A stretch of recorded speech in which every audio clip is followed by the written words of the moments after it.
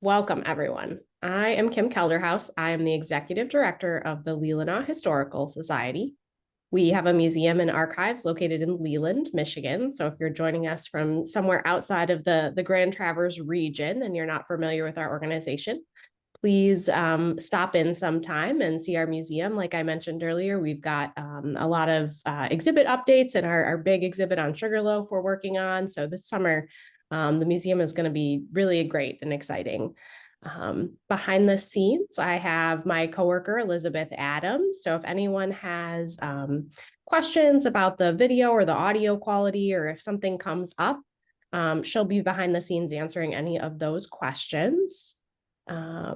We do programs like this monthly. Usually in the summer, we transition to doing them in person. And we have a variety of other programs we do as well. We have cemetery preservation workshops, a maritime history festival, a trip out to North Manitou Island. So if you enjoy those kinds of things, please check our website to learn a little bit more about that. And if you enjoy things like this program or any of the other services we offer, please consider becoming a member. We are in our membership drive right now, so it's a great time to join. We would really love to have you, and we have some really good perks. So check that out on our website as well under the donate tab. We are currently open Wednesday through Friday, 11 a.m. to 4 p.m., and our hours will expand in the summertime.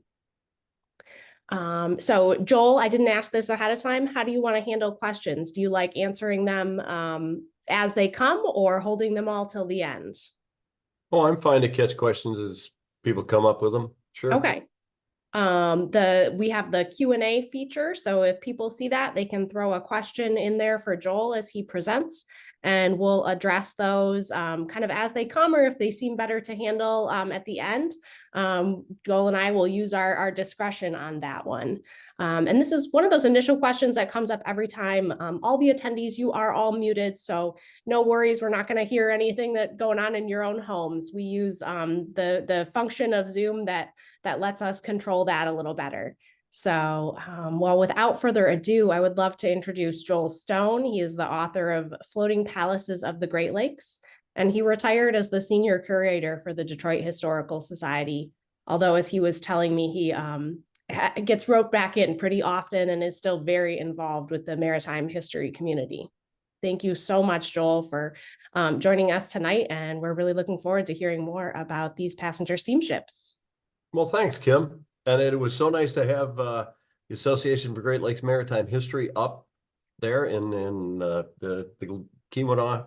It's a Keweenaw, the Leelanau, to enjoy all of the sites that were up there and enjoy your beautiful museum and the library associated with it. We had a great time. And it's one of those things that the steamships are pretty universal in the Great Lakes because I'm not sure they actually stopped there in Sutton's Bay, but the steamships were passing by your shorefront for years and years and years, and down into Traverse City and into Charlevoix and all of the ports along around the Great Lakes, and the steamships were very, very important. But one thing I knew as a historian of the Great Lakes was that while there were books about different steamship companies, books about specific steamships, books about the men who ran the companies, there wasn't really kind of an overall compendium of the history of the Great Lakes passenger carriers, and specifically the larger passenger carriers, the Palace steamers, which we'll talk about in a little bit. And I had the opportunity when the University of Michigan Press came to me and said, "Can you write such a book?" And I wasn't sure I could answer that question properly, but I knew that the book needed to be written. And the opportunity was wonderful. I couldn't say no, and I think the results were pretty darn good. We've sold a number of them. We've had some actually not much negative response to it. Usually when you're an author and you write something like this, people are writing you and correcting you constantly. So there's either too many things in it that are wrong that people didn't do, or I think I got it right. And I'm really hoping, because it was real close to my heart. It was something that I grew up kind of watching before I even got into the history business. And, there's lots of wonderful maritime to discuss on the Great Lakes, the all of the freighters, the early indigenous times, the small, ferries that worked around the various cities. But the passenger steamships were kind of the glory days, the really glorious part of the Great Lakes commercial maritime. And it was really nice to have the opportunity to put that together.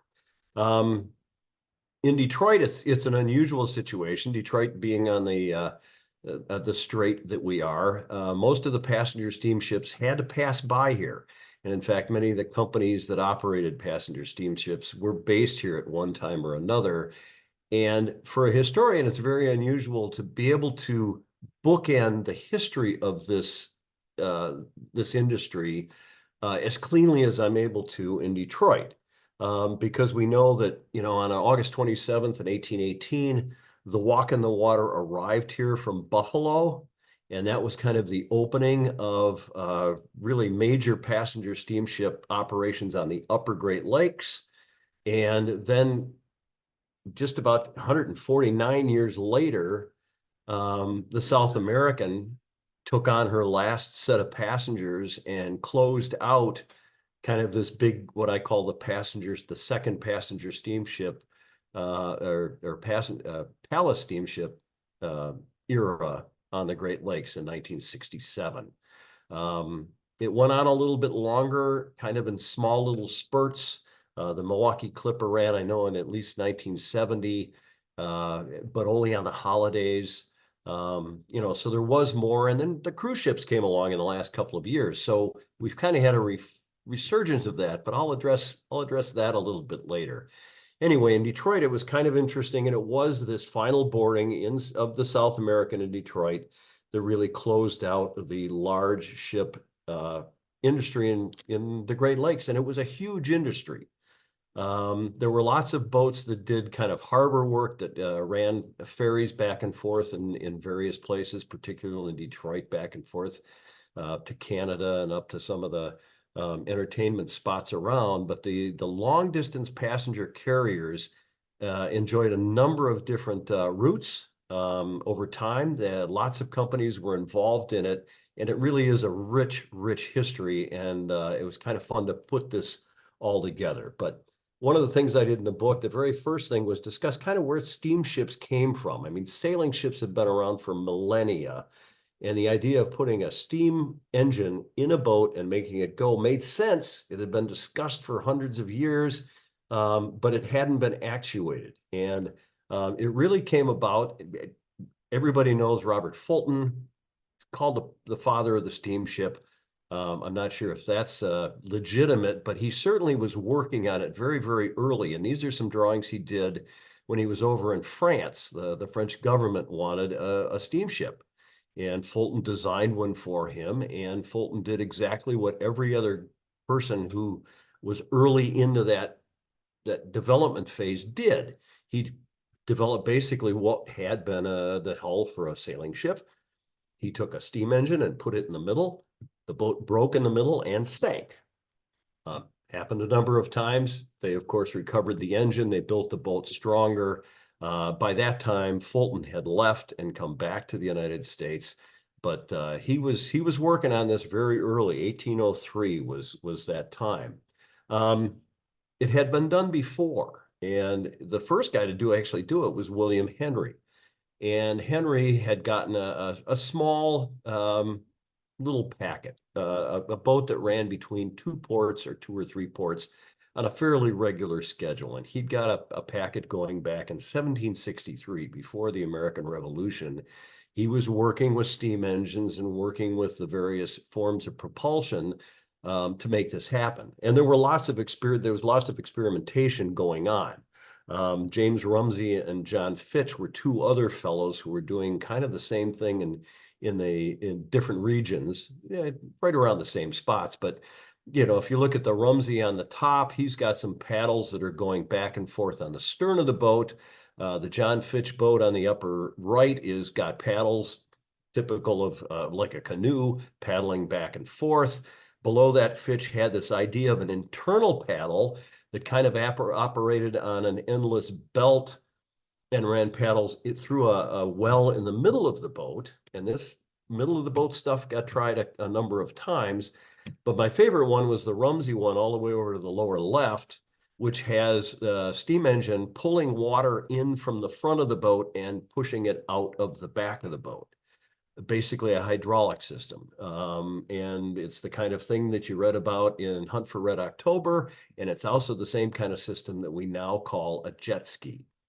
So James Rumsey was doing this kind of stuff back then. They were busy testing how they could use steam to move a vessel. And some of them were more successful than others.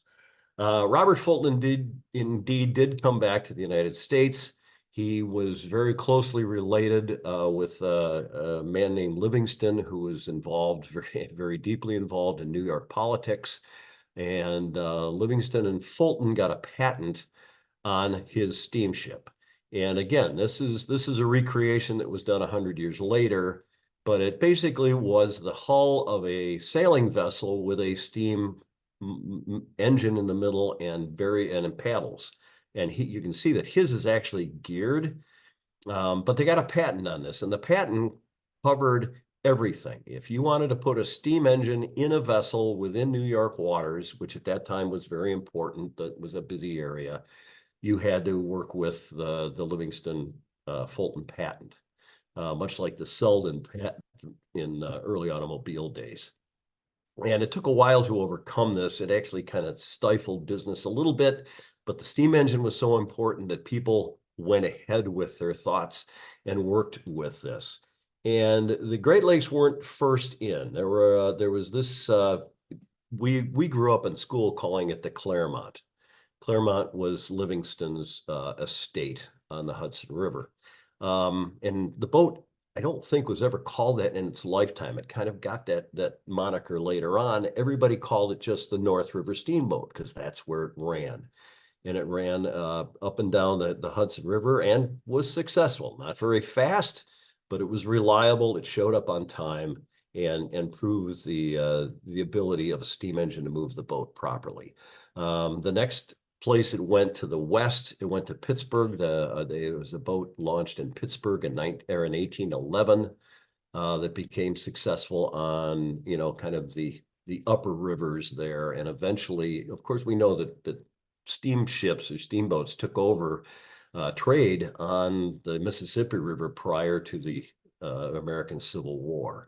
So that was a very important move. But the next important move was to the Great Lakes, at least in our time. And the first vessel, there were two vessels kind of competing right after the War of 1812.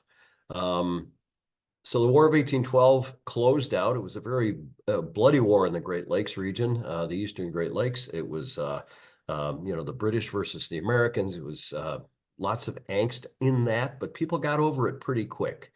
And when they did, they turned back to commerce, and they wanted to build a steamship, both the Canadians and the Americans.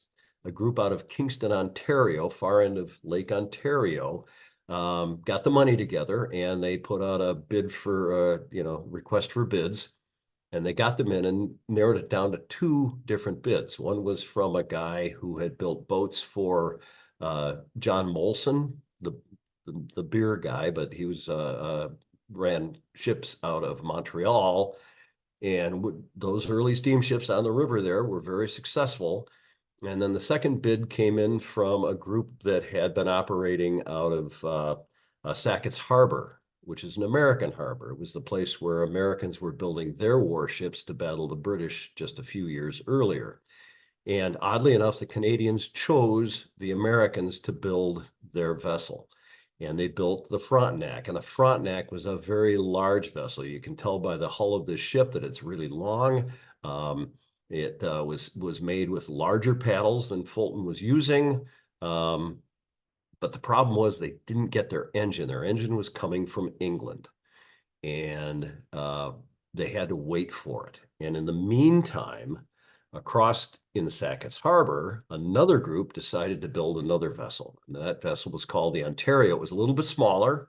It had some cabins in the back, and their engine was coming from Alara, New York. So they got their engine quicker.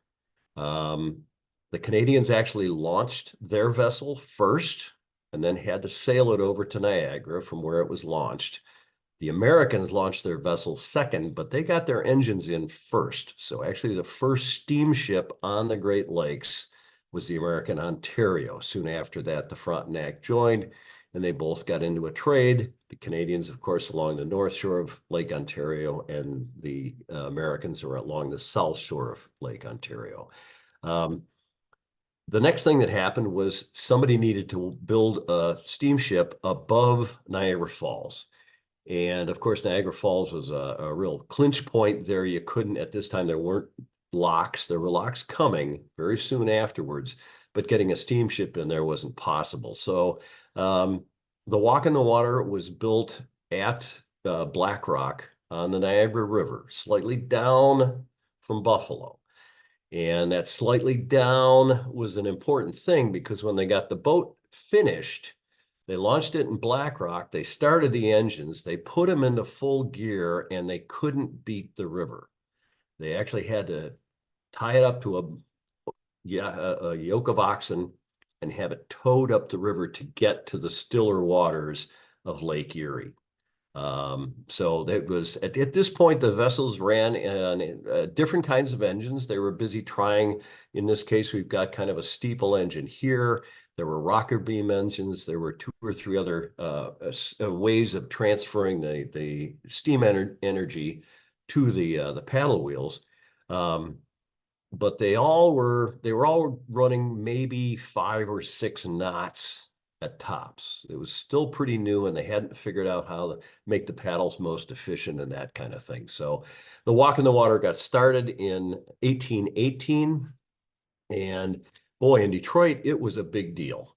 Because remember, at this point, Detroit was on the frontier, it kind of off the edge of the earth. It took weeks to get there from the east. It often took a week or 2 to get there from Buffalo, depending on the weather, depending on the nature of the roads. And so the people in Detroit were ecstatic that they were going to get a steamboat. They were on tiptoes. Expectations have been on tiptoes for more than a week.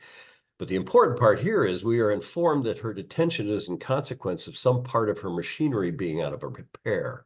And that indeed was the case. It was the case with a lot of steamboats that operated, but particularly on the Great Lakes. If you think about the early examples I mentioned, they were all river boats. They were operating on the Conestoga, they were operating on the Potomac, they're on the Hudson.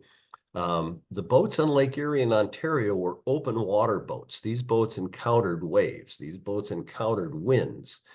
And the mistake they made was that they thought that the paddle wheels, by their very weight, would hold themselves in their yokes. They've got an axle going across and it fit into a yoke and then rotated off the engine. They didn't do anything to clamp them down.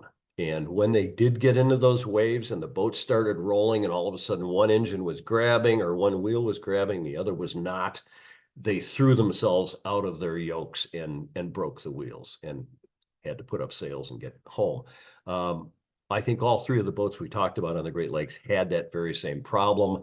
Once they got them, locked into their yokes for those axles, things were going fine. So they were delayed, but eventually they showed up in Detroit. And this is the record that came out of the customs office. And he was very good about recording every vessel that came in.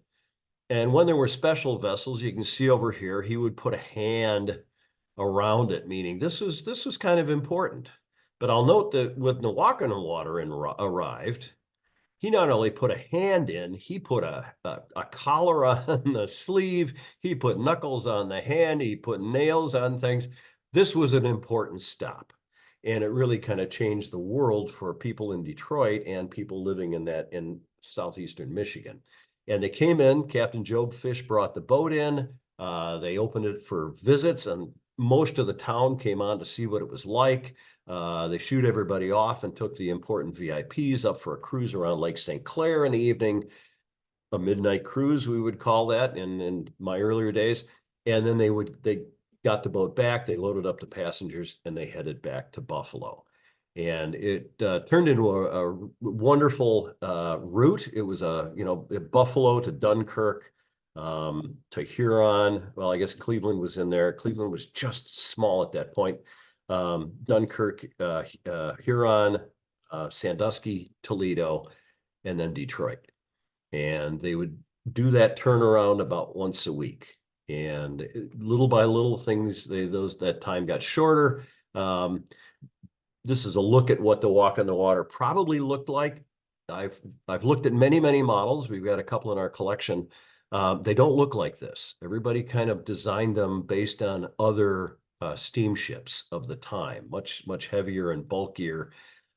This was built by a gentleman who lives up in Walloon Lake, Ted McCutcheon, and he did some research, found a book that was written by a French gentleman who came over and did a whole study of American steamships and actually described this boat in detail. It was much more finer of line, a nice bow at the front, nice stern off the back.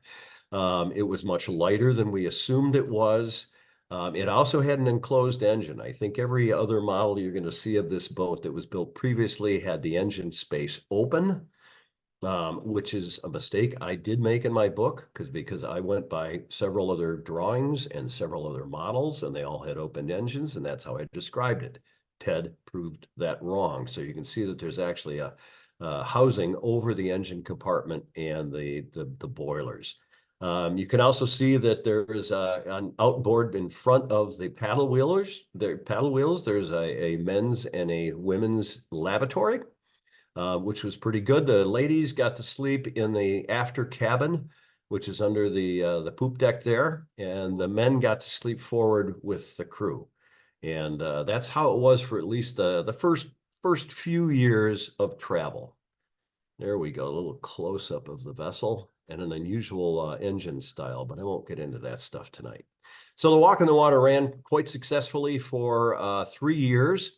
And then on a trip back to Detroit, they were leaving Buffalo. They ran into a storm. They were, about halfway across the lake, but they only had about 6 miles an hour, and the wind was blowing them backwards at 20 knots. So they ended up back on the beach in Buffalo. They were able to get off, alert the lighthouse keeper. They got every person off the vessel. The vessel beached itself over the winter. They did go out and get the engine off because the engine was worth half the price of the boat, but that was pretty much the end of the Walk on the Water. The engine got repurposed immediately in another steamer, and later passed to a different steamer, and then finally ran a sawmill up in Saginaw. This accident may be considered one of the greatest misfortunes which have ever befallen Michigan. I thought this was a great quote because it wasn't long before this that the War of 1812 was going on and Detroit was held by the British and being bombed.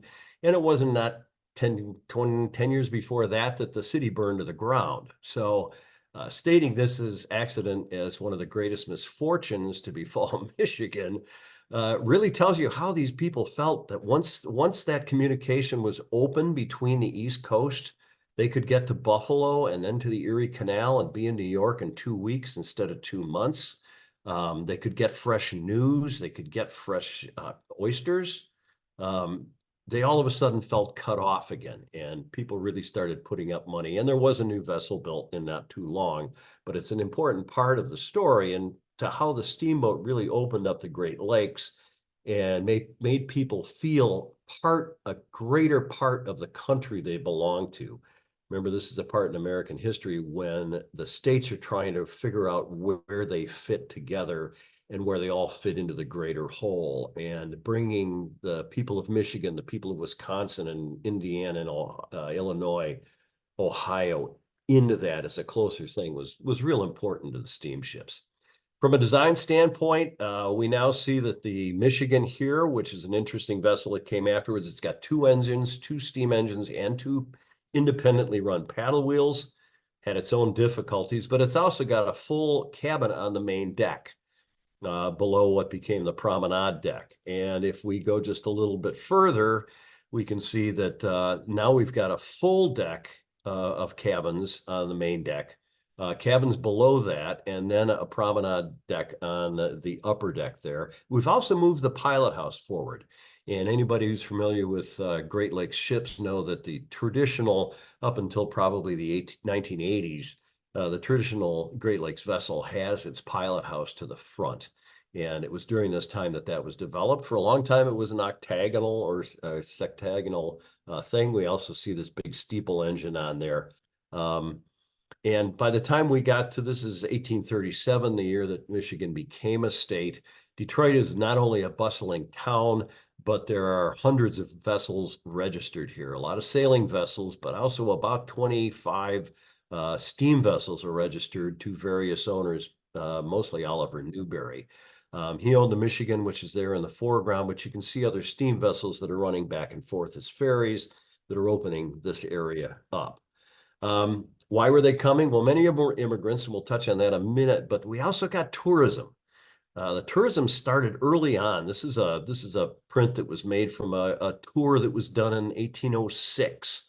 And if we look a little further than that, not too much farther, Mackinac became a huge draw in the 1830s, 1840s. You read tales of people traveling, and they're going to Skull Rock, and they're going to Arch Rock, or Skull Cave rather, and Arch Rock. I mean, these are things that were Mackinac things back in the 1830s and 40s, and things we still visit today, which is kind of fun.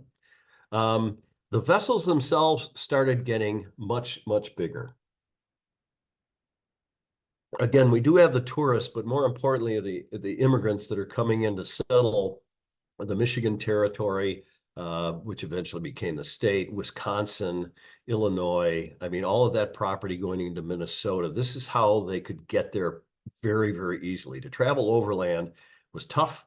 There were stagecoaches. The roads were brutal. The stagecoaches were not the cool things that we know from pushing west. The wagons that were suspended and more comfortable hadn't happened yet. So riding over roads was really, really tough. Riding on water was delightful because these boats were not only fast and traveled quickly between ports, so you could rely on them. They were relatively inexpensive for people coming in and loading. God, and they brought in all of the things they needed to settle their farms.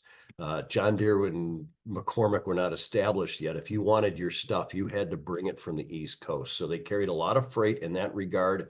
Usually the men of the family would stay down on the freight deck with their stuff, and they would get a cabin for the ladies upstairs. And these boats were packed, and they were traveling, and they just kept getting bigger. And they tied in with the railroads. So you could get, by this time, you could get from New York or Boston across to Buffalo by railroad, and then get on the vessel and take that to Detroit or eventually around to Chicago and reconnect with a railroad to get you where you were going. So that was really tied in, and they were luxurious. I mean, this is people traveled in fair style for a reasonable price.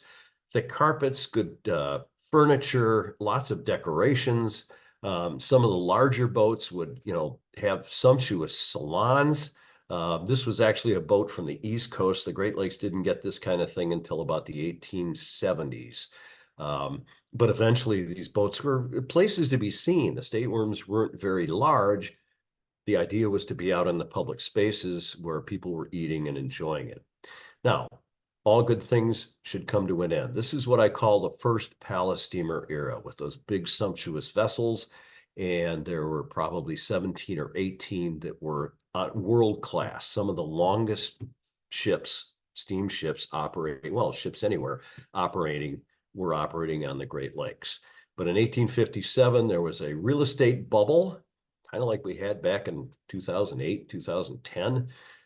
Started in Ohio, but spread all across the United States and as far as Europe. And the biggest problem was that a lot of those farmers who had come over and started farms in Wisconsin and Michigan and had all this grain to sell, that grain was on its way to Europe. That was their best market.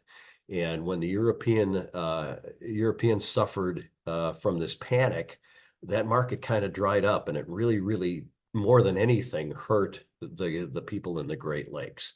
Of the 17 large palace steamers that were running, only in the beginning of 57, by the end of 57, only 10 of those were running. And by the end of the year, only 4 of those, or when they came out the next year, only 4 of those were still operating. So it really, really cramped travel on the Great Lakes and killed that first palace steamer era. So that was an important thing. There were other things that worked against it. The railroads were growing. So in 1850 on the left, you can see that there is no railroad running under Lake Erie.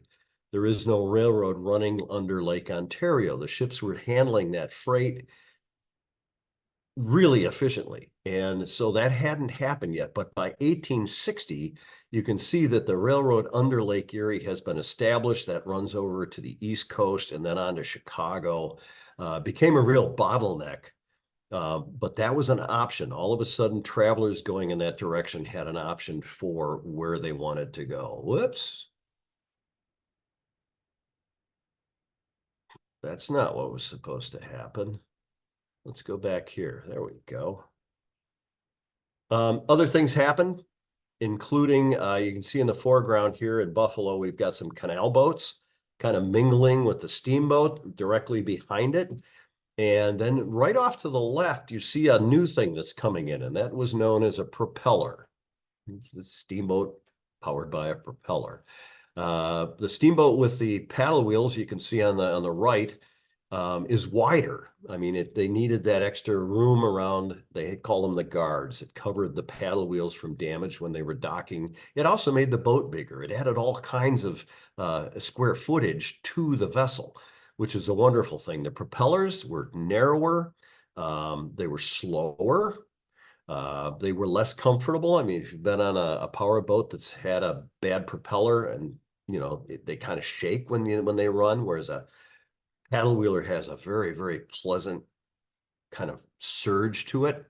Propellers had downsides, but propellers were half as expensive to run. They consumed half the wood that a paddle wheel steamer did. And that was very, very important, especially to people carrying cargo. And if you weren't in a hurry, if you were an immigrant who was not in a hurry to get to where you were going real fast, add an extra day or two, then the propellers were great competition. There was also the problem with all that great carpeting and all that great furniture and all that great paint on the inside of the boats. When they caught fire, they went up fast. And there were several different disasters that happened. The one on the Erie claimed 175 lives in a matter of an hour or so. I mean, it just when the fire broke out, and they were usually around the engine, and depending on which way the wind was, they would just take the boats down in short order. There was also the problem that the navigation rules at that time hadn't really been established. There weren't buoys, there weren't traffic lanes, there weren't red and white lights on either side of the vessel, or tail lights or mast lights. None of that had been established, so that boats basically traveled where they wanted to go. And sometimes they met in the darndest of places, and collisions were very, very, very common and often very deadly. In the case of the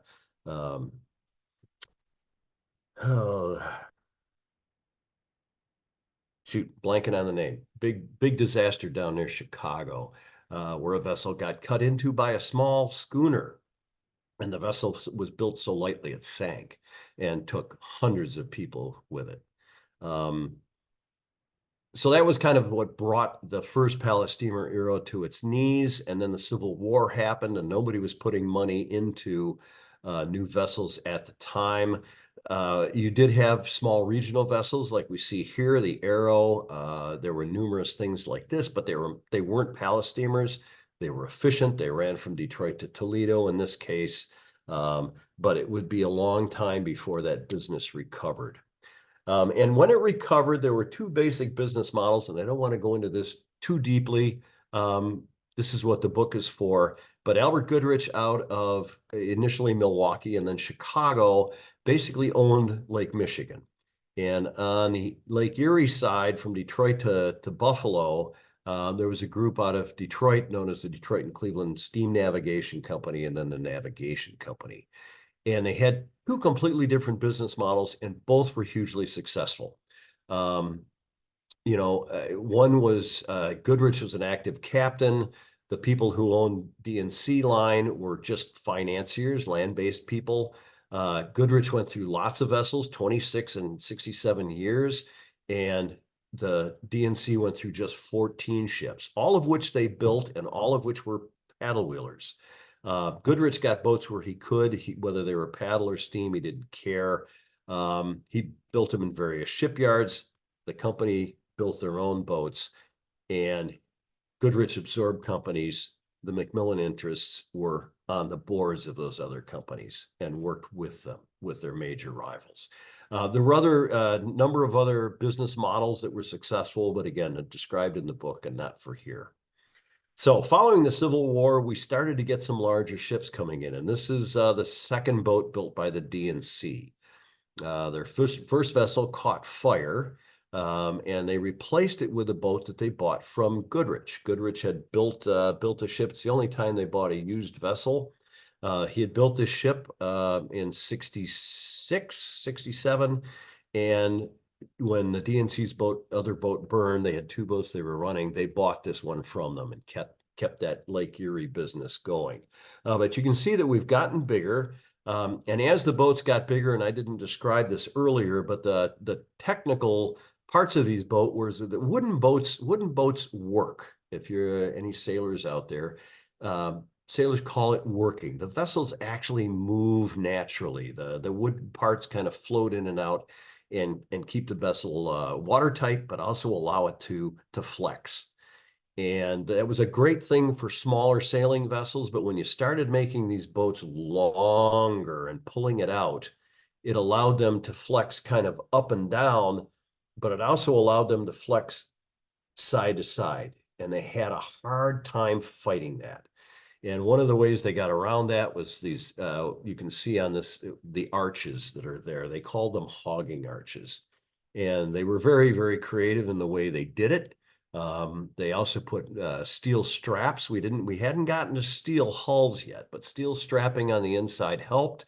You can also see those two big masts, fore and aft, that have big, big cables coming down from them. It's not to hold the mast up, that's to stabilize the vessel, to keep it from working too much. So as these vessels got longer, they became problems. And the real solution was to get steel ships.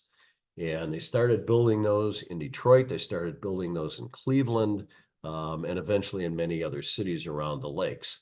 The D&C line grew strongly in Detroit. It ran both from Detroit to Buffalo, Detroit to Cleveland, without stops. These were kind of direct boats. So if you wanted to get to New York, the quickest way was to get on one of these boats at night.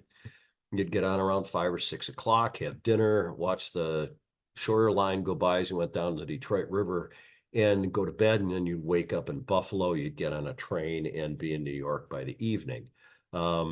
It was a real quick way of going. It was very, very popular. It was also still moving people into the Great Lakes. We've now, the immigrant situation's changed a little bit. People aren't bringing all of their plows and all of their wagon wheels with them, but they certainly are coming in, and they're flowing in for jobs in the industrial cities, and the steamboats are bringing them. Railroads were running, railroads were efficient. Railroads weren't quite as comfortable to travel on. So if you had the opportunity, and very often because of glitches in the track assignments and things like that, they also took a long time. Whereas these boats ran on open water, they ran on time, they ran on schedule, and they were still relatively affordable. It is about this time, though, that they started to switch to that tourist industry, which beforehand wasn't big enough to do that. But we started to see them moving over into the tourist industry, and the advertising started happening. Mackinac Island, the Grand Hotel, was built by the D&C. Albert Kahn was one of the young architects. He worked for George Mason, who had the job. And they built this as a summer residence. The Canada Steamship Line did the same thing over in Tadoussac and Saguenay, over on the rivers upriver of Quebec, resort towns. And Detroit and Cleveland advertised these lake tours, which would get you from Detroit up to Mackinac in a couple of days, in relative comfort, with really good food and pretty good beds. And the advertising at this time really kicked in. And that's a whole nother presentation and a lot of fun. But the cruise advertising really tried to make it uh, kind of something that the middle class, which we're starting to get in the 1880s, 1890s, we're starting to get a middle class, something the middle class would aspire to. And the people shown here are not the ultra rich, but they're the upper middle class. So this is what we're trying to get people to join into, the understanding that you can get on a boat and travel very comfortably and relatively affordably into some beautiful up north. This is when we start to think about up north. Um, and there were lots of companies doing it. There were a variety of routes, a variety of options, different ways of getting there. But we're familiar with the North and South American, and this is the way they were advertising Mackinac at that time. Here's Canada Steamship Line, which did just a beautiful job of advertising its trips on the upper St. Lawrence. Detroit had one advantage in that they kind of had three different kinds of boats running a lot. Off to the backside, you see the Eastern States there, the green vessel. This was a DNC boat, one of their smaller ones. It ran to Cleveland in combination with Western States, and initially built for another company, a competitor, which they owned, but a competitor and eventually absorbed into the DNC fold. In the nearer foreground, we've got Awano, which is a boat that ran downriver, heading for the Erie Islands and Sandusky and Cleveland, Toledo, mostly Toledo. And then we've got the Tajmu to the left, which was an adored vessel in Detroit, very popular, very pretty boat that ran upriver there were about 18 different resorts on the St. Clair River between Detroit and Port Huron. And for not much money, you could get on the boat and just take a ride up to one of these little resorts where you could rent a boat or just have dinner, go fishing, go shooting, a lot of duck hunting and things up there. Or you could just ride the boat. This is at a time when there was no air conditioning. If you wanted to get out of a very sooty and hot Detroit in the summer, 20 cents spent for a day on the Tajmu or one of the other vessels running that way was a great way to get cooled off and a great way to enjoy a Saturday or Sunday afternoon if you had that time off. So Detroit was blessed with that. We also had ferries that ran back and forth between Detroit and Windsor, between Detroit and Belle Isle, every 15 or 20 minutes. So we had lots and lots of vessels running the Detroit River. There were other companies that came into this business starting in the 1890s. And between 1899 and 1915, there were 36 new large passenger vessels built, which is pretty incredible. That's two large passenger vessels a year for a period of 16 years. And this is at the time when the automobile is becoming an actual thing. Henry Ford, gets the Model T out in 1908 and, is selling lots of by 1915. There are lots of cars on the road. There just aren't a lot of roads. So at this point, while they say the car put the steamships out of business, I argue in the book that that's not true because they hadn't enough roads to actually do what they needed to do. That happened a little bit later and really ran just about into the Depression by the time that really did it. But the steamship business, while it was really healthy between 1900 and 1915, all of a sudden started to fade. I think travel was changing. Of course, we had World War I thrown in there. There was just a lot more people coming into the area, both the Great Migration out of the South and the United States, and we still had a lot of immigrants coming in for the jobs. So there was a lot of unsettledness going on, and there were a bunch of companies that came into this business. The Northwest Steamship Company had a whole different look. So that DNC had established the paddle wheelers. These guys went in a whole different way. They were propellers. They were fast. They were sleek. They looked like ocean liners. Two big stacks set back a little bit, flying bridge. I mean, these boats kind of had that ocean look that people were looking for at this time. The North and South American, who ran for the Georgian Bay Line, the shorter version of their name. Also had that look, kind of a hybrid. They had their own kind of way of looking. It was a Great Lakes look, but they were also propellers and were very successful and lasted right through to the end. As we discussed earlier, these guys were initially based out of Chicago, then they were based out of Indiana for a short time, and then that headquarters moved to Detroit. DNC came up with this boat in 1908, and it really kind of revolutionized their version of the cruise ship. It was extra long. It had 4 layers of cabins. They had up to, I think they were up to 400 cabins on this boat. They could carry maybe 3,000 people and another 500 crew. They were very, very elegant on the inside. I think I've got some pictures. Here's a picture of the inside of the vessel. Really a moving city. As we think of a cruise ship today, this is the grand salon that they had. I mean, we're talking palace steamers again. So this is the second palace steamer era. Here's upstairs. The area we're standing in is called kind of the conference area, and the other side, this is where the smokestacks come up the middle of the boat. The other side was the men's smoking lounge. Just really elegant, beautiful painting. We actually have that painting in the Dawson Great Lakes Museum. If you get down there, you can see that in the lobby. They moved from the city of Cleveland. DNC built the city of Detroit 3 in 1912. That's by reference the year that the Titanic sank. It was even bigger than the city of Cleveland and equally elegant. I mean, the dining rooms in these places were spectacular. This was dining in style. Right about this time is when the steamship companies ran into some fresh headwinds. And I won't go into this deeply because it's very political and still comes up today, oddly enough.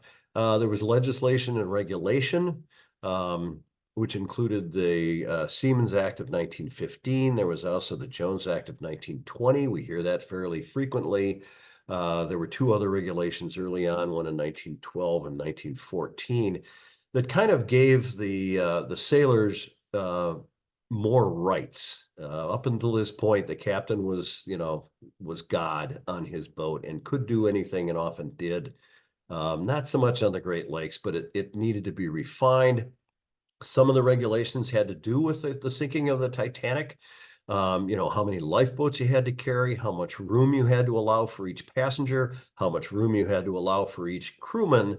And they really kind of crimped the style of the steamships. Were doing much what the airlines are doing today and putting as many seats in a hull as they possibly could.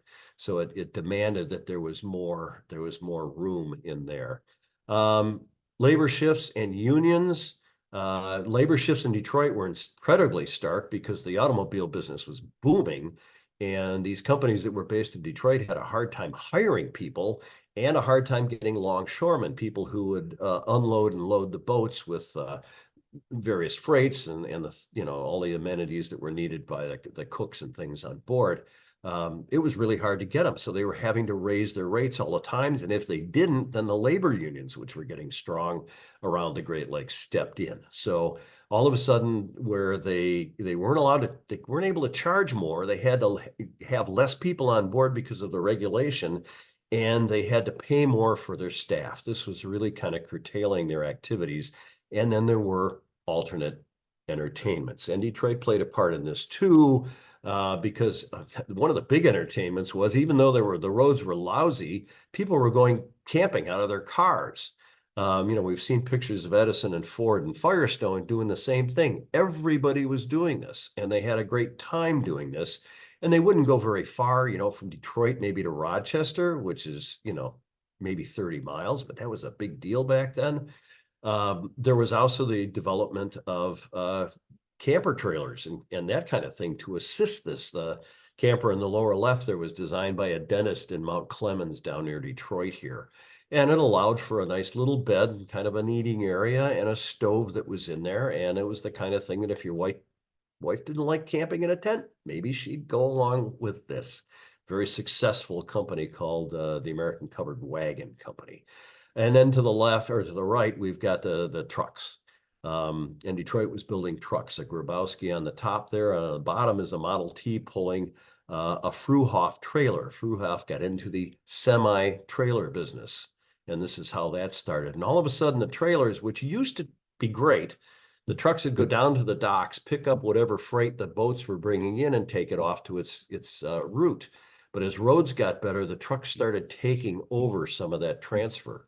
And all of a sudden, kind of the bread and butter of the ships, the money that they got on the side for carrying freight disappeared. And the business really collapsed. By 1925, most of the companies were out of business. By 1935, certainly everybody but the DNC and Goodrich had pretty much closed up shop. In fact, by the time we got to World War II, the DNC and the CNB, which operated out of Cleveland, were selling their boats. They sold, these are the only two paddle wheelers in the U.S. Navy was the Wolverine, which used to be the CNB. And there was another one that was a DNC boat that got retired. And the boat, it was only at that point when it got retired, it was only about 14 years old. It cost the company millions of dollars. It collapsed pretty darn quick. There were also issues like the neurotic fire in Toronto. Nobody's quite sure how the fire started. It started kind of in a closet after most of the people had gone to bed. Most of the crew was either ashore or in bed. And when they found it, they tried to fight it. They had all the equipment they needed to fight it, but they couldn't get to it fast enough. And when the fire crews showed up and started throwing water at the boat to put it out, it's impossible because a boat is designed to keep water out, so that no matter what the fire crews on shore could do, it was a disaster. 118 or more people died in that fire, and that really kind of put a kibosh on how people thought about cruising. There were a couple of other fires. There were a couple of accidents. The city of Cleveland 3 got run into by the Ravenfell. And the DNC had a wonderful safety record, but this kind of thing just kept picking at the steamships. And little by little, people decided they would rather travel by car or travel by train. And the steamship companies really started to fade.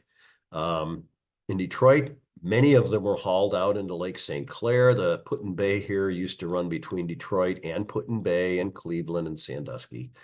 And they pulled them out and they would burn them. They'd burn all that wood, all the lovely accoutrements, just to get down to the steel. And then they would tow them into the Rouge River, where they would get scrapped and probably become automobiles after that. So that was a real downturn. The one boat that really did get saved was the City of Detroit 3, the DNC line.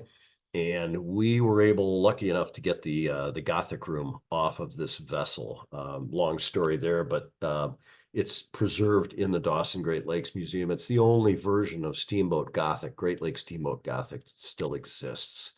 There's Paul Chialetti fixing it up, and there's a whole story behind that. But it's still there. It looks great, and we're really, really happy to have it.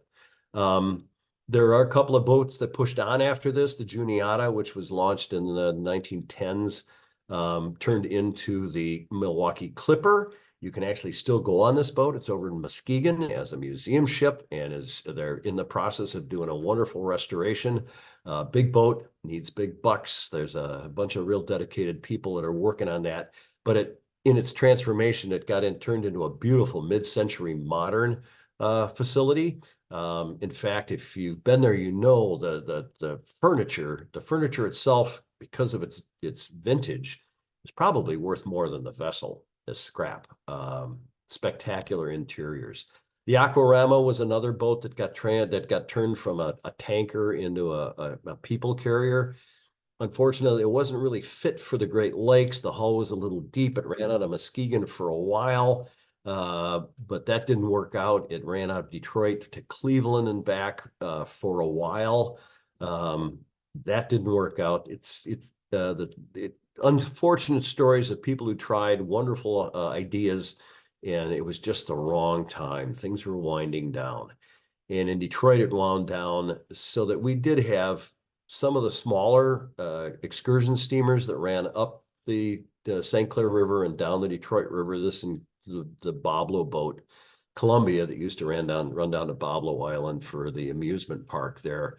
And I got to work on this boat one summer. It was a great job. People had a lot of fun. It was kind of the end of the steamboat era, but you could get on that boat and you could kind of smell the engines, the oil, the hot oil on a steam engine is a smell you don't forget. Badger's still running. I did have some problem last year with the dock, but I believe they've got that fixed and they'll be running again this year. How long it remains a steam engine, though, I'm not sure. They have done a lot to ameliorate problems with the coal slurry and make the EPA happy. But pardon me, but it's still an expensive boat to run. Recently sold to a new owner, and the new owner is thinking of putting in diesel engines. I don't think it's happened this year because of the dock issue last year. So you can still smell the coal smoke, but if you want to smell the coal smoke, I'd do it pretty soon. Cruise ships, I mentioned we still got them. They came in real hard last year. We had lots, I think 11 different companies brought in a total of about 15 or 16 boats, and they ran all kinds of cruises. I think 150 total cruises once you put them all together. It was real nice. We were on Mackinac Island back in 22, and I looked down and there's two different ships there, one behind the other, the Pearl Mist in the background, and one in the foreground there. And it was really good to see, because this is where the steamships used to go and had been going since the beginning. Here's a picture of the Victory One down in front of Detroit's Hart Plaza and the Port Authority there. Last year, I think, was an anomaly. I think a lot of companies came in, they ran people through, and they were pretty well occupied, because people who take cruise ships like going to new places, and this was a new place. But once they saw that, I think the business started to fall off. I know Viking has said they're not coming back this year. The company that owned Victory has gone out of business, got sold. That company went out of business. I think that was kind of a blip on the radar. I believe that we will have cruise ships that still come to the Great Lakes.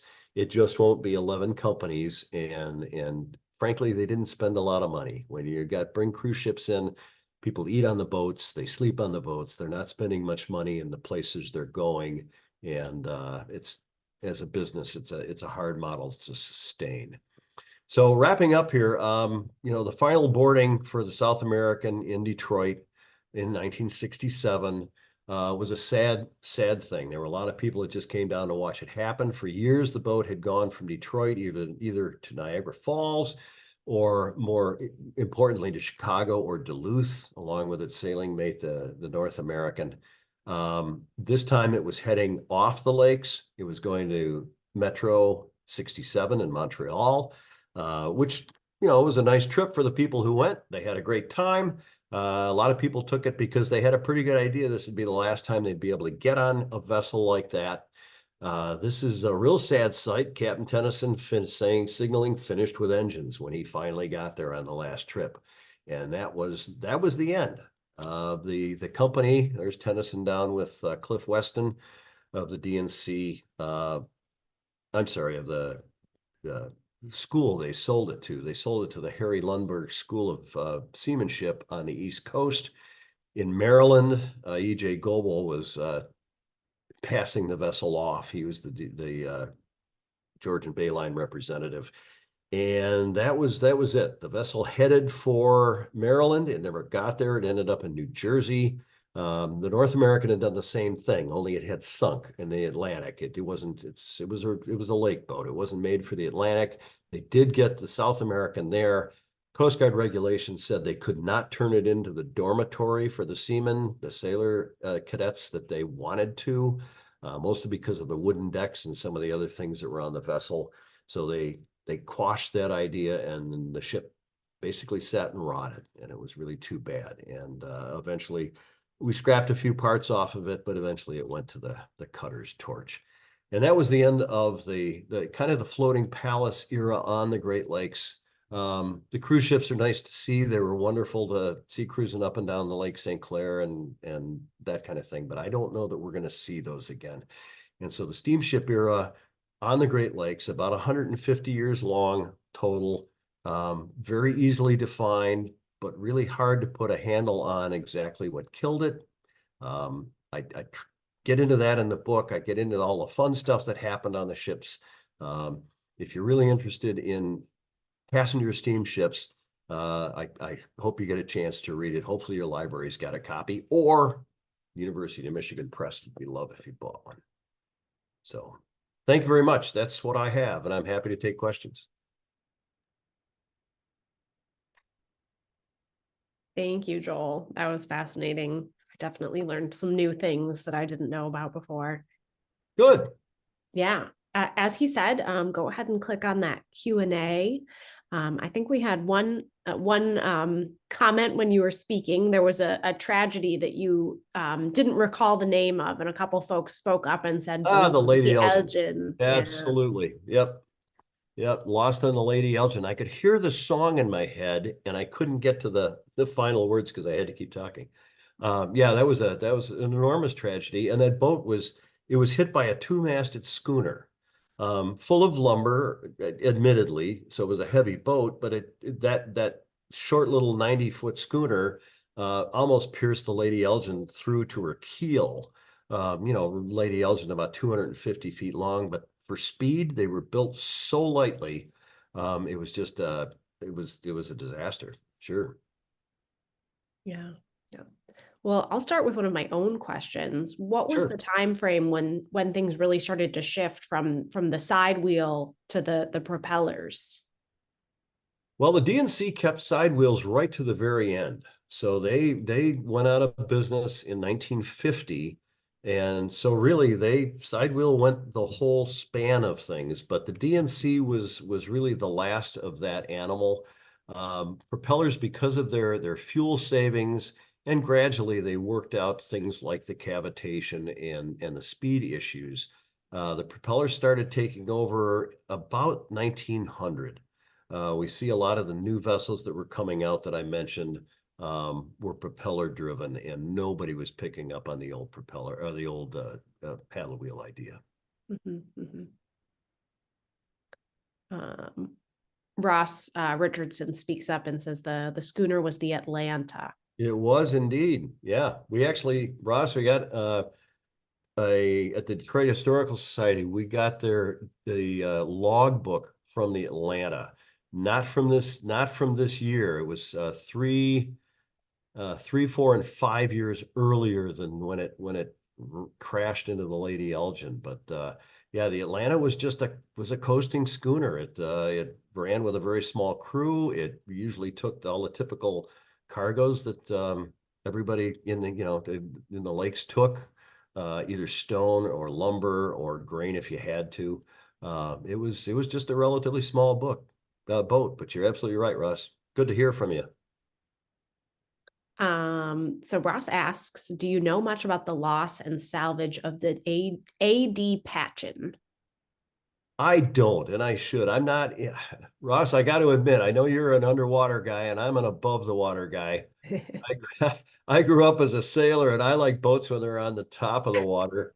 Luke Kleiber tried to get me to dive. He got me down on a wreck, but not for long, and I never really mastered that. I started too late. So I don't really follow the wrecks the way a lot of people do, and it's amazing, and I'm sure Ross would agree with this, the number of wrecks that they're finding recently, between the changing of the water levels, between the improvements in the technology.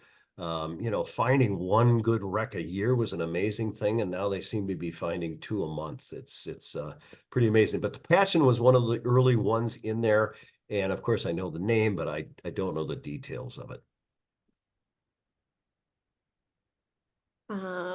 Chris Byron shares, my great uncle Joseph Bates died in an engine room accident on the 11th of August, 1903, aboard the Georgia out of Chicago en route to Mackinac Island. Engine room accidents are the worst because they often involve steam or mechanics that go wrong and people being in the wrong place at the wrong time. We don't understand that there were a lot of people that worked, and I didn't get into this, but the steamboat industry, because able to hire so many people. You not only had the crew and the engine folks, but you had all the stewards, and you had all the housekeeping, and you had all the people who were making food. The passenger steamers were a big industry for it was big job employers. But the whole thing, the Great Lakes boating industry from the 1880s to the 1950s employed so many people, and most people had an uncle or a grandfather or somebody who worked on a boat. And we've lost that. And that connection with the water, I fear, is probably gone, because we don't have people that are working on the boats. The boats are so efficient. The crews are very small. The boats are so big. There are so few of them. All of the passenger boats are gone. But imagine that, any one of those large palace steamers, carried anywhere between 200 and 400 employees.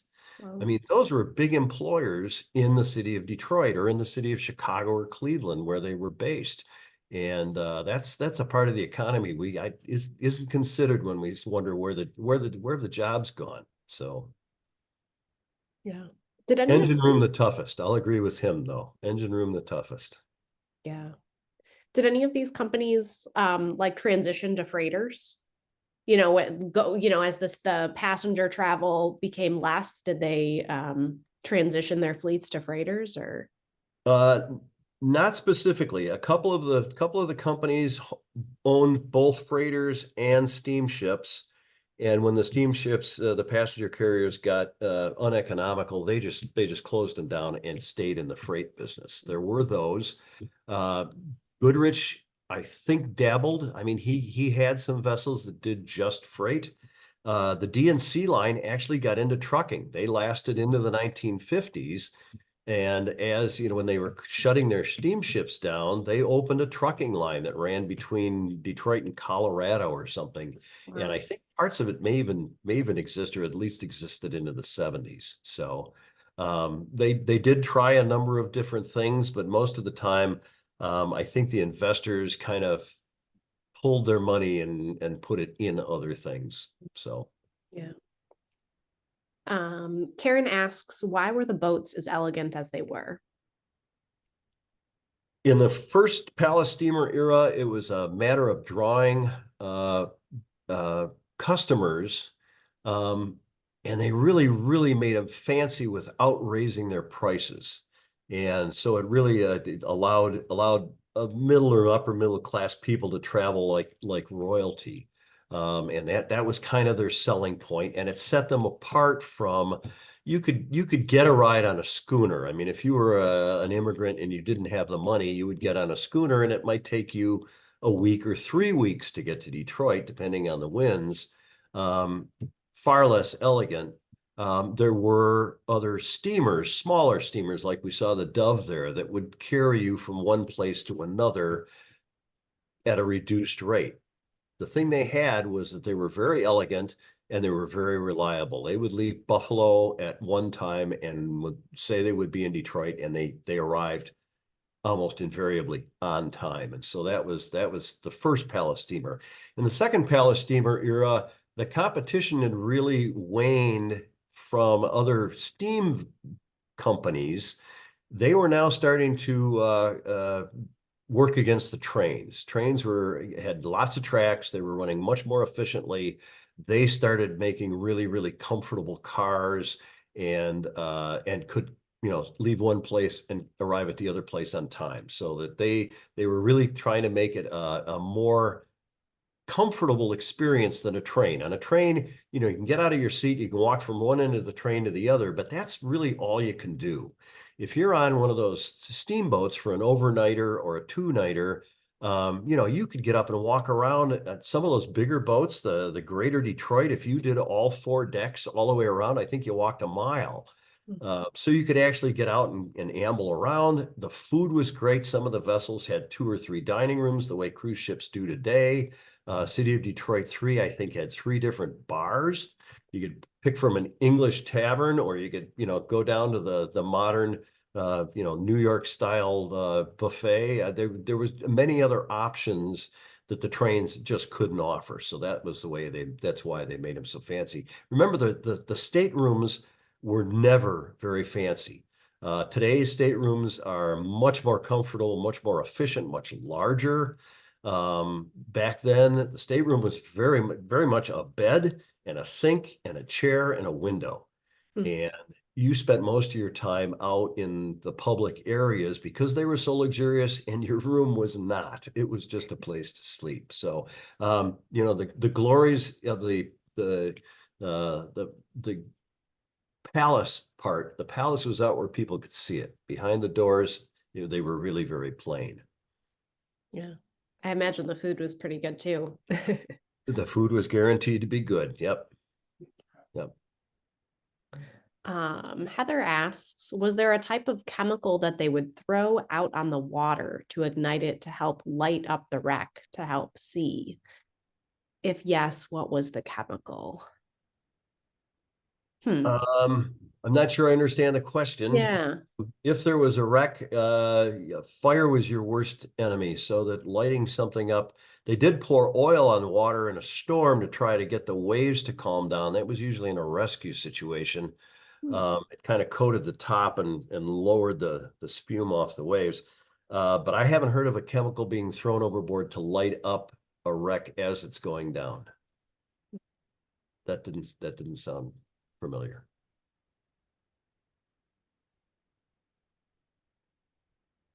Well, if anybody has, she followed up with not the boat, the water.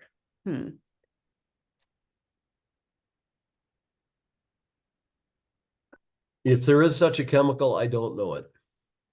I guess would be my answer. Okay. Do we have any other questions? It looks like we've made it through all of them. Well, and she's welcome to, you've got my email address. If she wanted to contact you and you could give it to her, and she wanted to pose that question, I'd be happy to. Yeah, Heather, you're welcome to follow up with us and rephrase your question. I know sometimes here on Zoom when you're typing it can get a little mixed up. So she says thank you. So Sure. yeah. And happy to lots do of it. lots of other comments thanking you and appreciating the program tonight. Yeah, Well, thank you. glad to do it. Glad to know things are going well up there. Yeah. Yes, and glad to know they're going well down there as well. That's great. I definitely need to make a trip to the Dawson Great Lakes Museum. I have not been there myself, but now I'm very interested to go see that Gothic room and some of the other things that you mentioned. So sure, we've got we're busy getting ready for an exhibit on the Bayview Mackinac race. The race from Port Huron to Mackinac is going to do its 100th run this year. So wow. that's the fun they're having right now. That sounds great. Good. Well, thank you so much. And everybody else, all our attendees, have a lovely evening. And again, this program will go up on YouTube. So if you enjoyed it, look there to be able to share it, and go ask your local library for Joel's book or pick up a copy online. Big fan of libraries, big fan of history museums. Yeah. Yeah. And I know most of our area libraries, if they don't already have a copy, they're willing to get a copy. So good. Well, thanks, Kim, and thanks, Elizabeth. And thanks everybody who joined me. That was fun. I didn't get to see your faces, but it sure was nice. If I get to talk about boats, I'm a happy guy. Yeah. Thank you so much. All right. Thanks Thanks a lot. Bye-bye.